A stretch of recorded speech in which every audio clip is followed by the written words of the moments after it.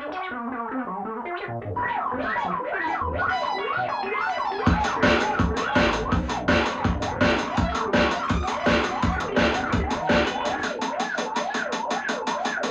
see you work at night, are you sexually amused?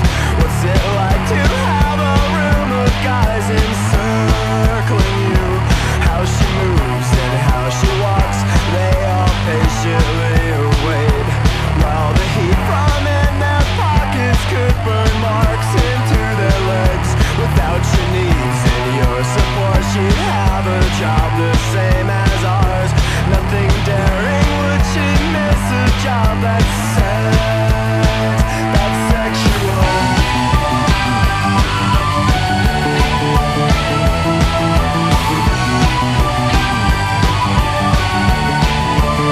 In every city, there are dozens of these clubs where men can go.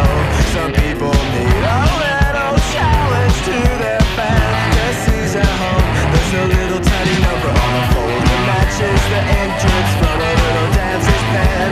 Everybody wants that fold of matches to reinflame their confidence. Hey, it is a job, it pays a lot. Is it disservicing to someone? And is it good to get these men worked up so so sexual?